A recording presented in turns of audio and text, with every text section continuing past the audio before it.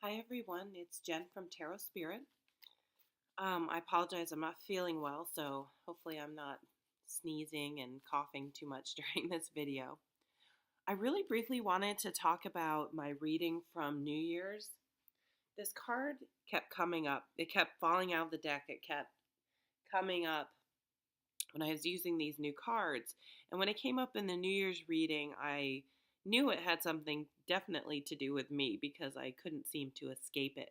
And there's one aspect of it I wanted to touch upon briefly because the Four of Pentacles came up in the position of what do I want to bring into the new year.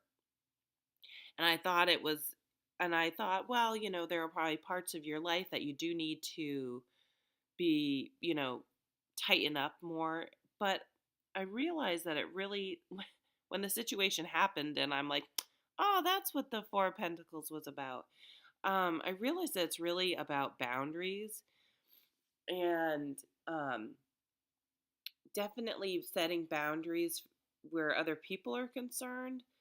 But ultimately, it's about somehow removing yourself from allowing a person who does overstep their boundaries as far as you're concerned, how to block that, how to maybe put up a metaphorical wall within yourself so that it doesn't bother you. So there's sort of two sides to it is making your boundaries clear, but then inevitably people are going to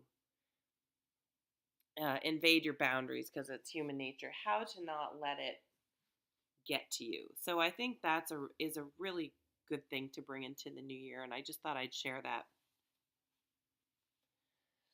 Okay, so let's get on with the week's reading. I'm going to use the Wildwood Tarot.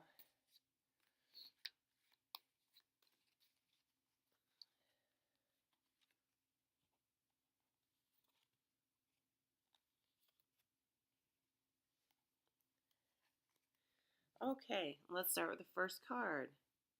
We have the Eight of Swords. It's the Eight of Arrows in this cup. So the Eight of Swords is all about. It's interesting. This is kind of the opposite of what I just said. This is putting up unnecessary blocks in our own minds, ourselves. Um, we just cannot, for whatever reason, usually we're denial about something, or we just are being stubborn about something and unwilling to see that the situation we're in is of our own making and that we can get out of it quite easily if we just open our eyes and or consider things a different way. So I'm going to go to the next card. Oh, another arrows. Geez Louise. The Five of Arrows. So the Five of Arrows is all about conflict. I mean, if you think about the swords cards are about thoughts, and if you have thoughts that you're trying to get across, and someone else that you're discussing it with just does not see your point of view, and it's going to lead the key word in this deck is frustration. It's going to lead to a lot of frustration. Um, so it looks like